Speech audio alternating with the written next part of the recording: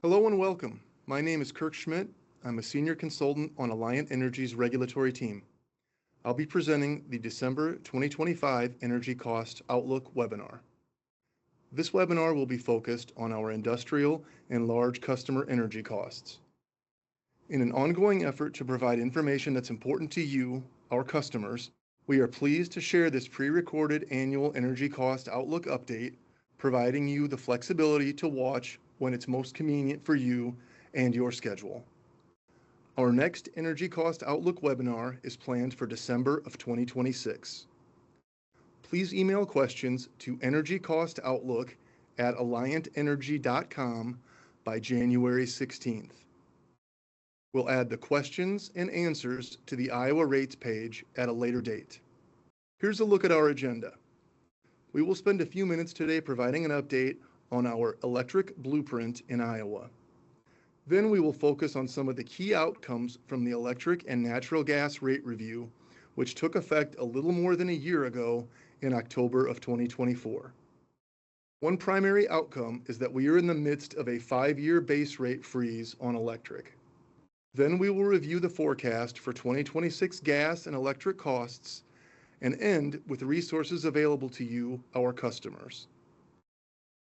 If you have any questions after listening to this recording, please email them to energycostoutlook@alliantenergy.com.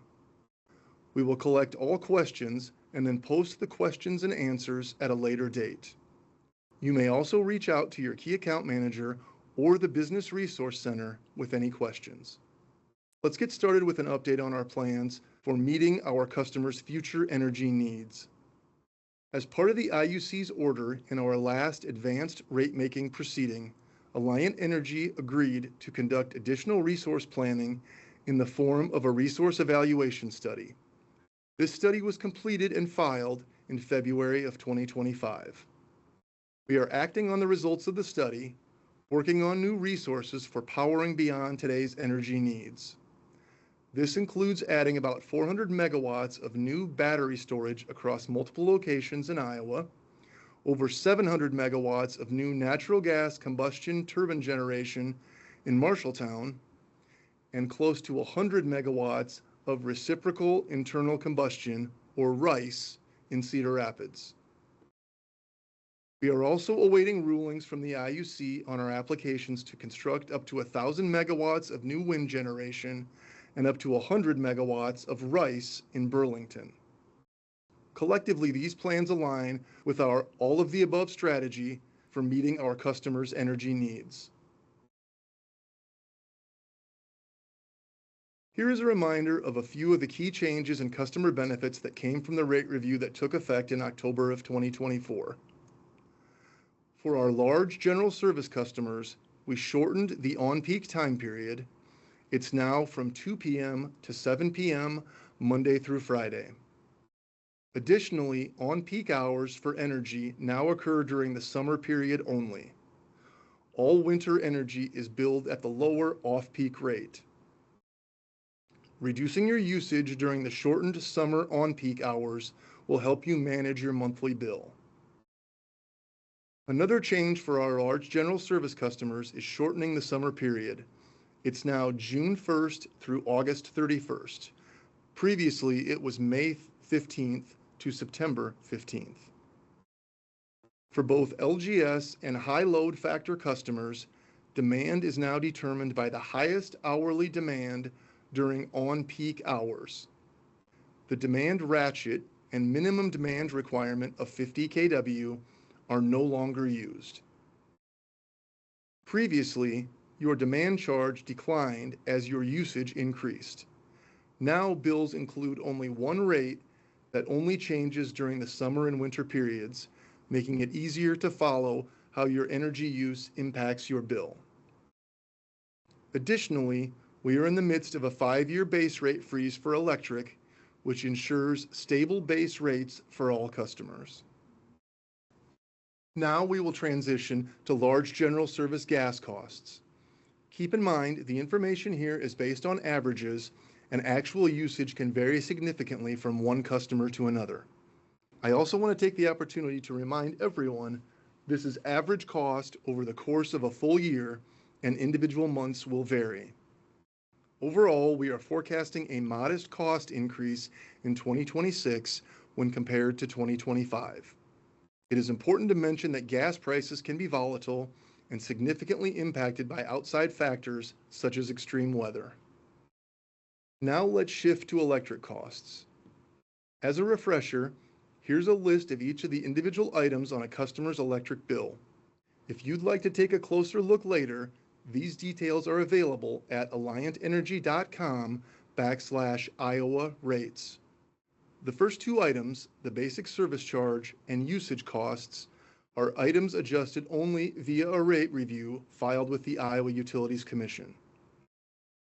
As part of our most recent rate review, we agreed to a 5-year base rate moratorium through October of 2029.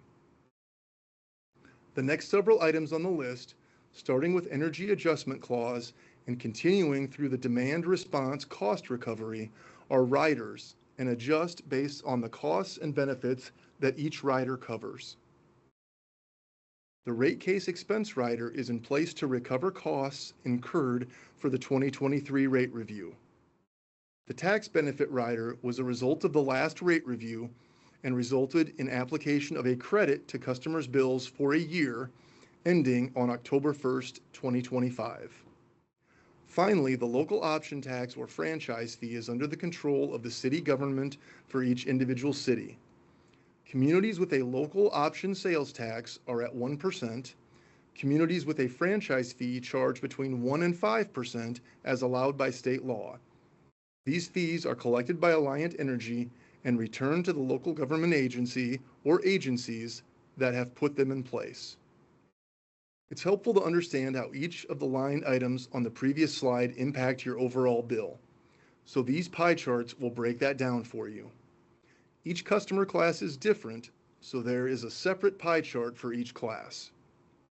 Here is a pie chart showing the approximate breakdown for the large general service class. You'll see that the usage cost makes up the majority of the bill, while other items like the regional transmission charge and the energy adjustment clause represent a smaller percentage. And here we see the pie chart showing an approximate breakdown for the high load factor customer class. Similar to large general service, the usage cost is the largest portion of the bill, while the regional transmission service charge and other line items represent a smaller percentage. These graphs, as well as the graphs for other customer classes, are all on the alliantenergy.com/Iowa rates page for your further review. Now let's look at the Energy Adjustment Clause, or EAC line, on your bill. The EAC tracks the costs of fuel to produce power and the cost of energy purchased for our customers. Additionally, rate case expense recovery charges are now part of this line item. The EAC is also used on occasion to flow other benefits through to customers. This chart shows the trend line for the EAC since January of 2024. We are projecting a decline on average for the EAC for 2026. This is due in part to production tax credits, or PTCs, flowing through the EAC. There is a forecasted increase in the summer months when fuel costs typically rise.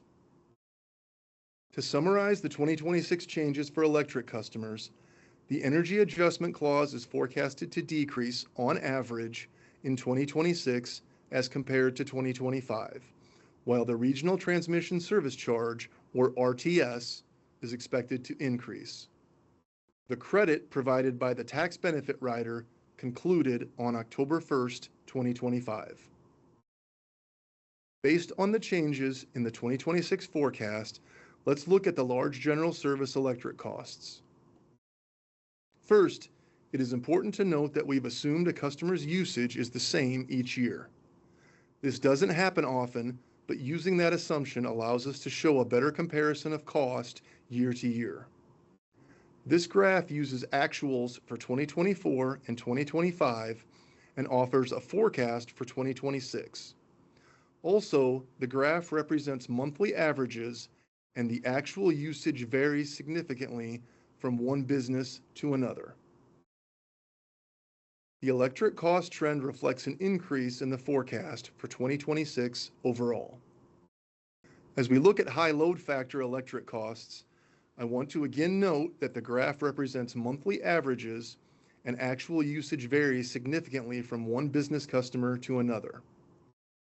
The electric cost trend reflects an increase in the forecast for 2026 overall. I should also point out that the average bill number displayed may be less useful for this rate class because usage can vary greatly. Our goal with these webinars is to offer our cost outlook based on what we know today. For the 2026 electric cost outlook, what we know is basic service charges and usage costs will remain steady in 2026.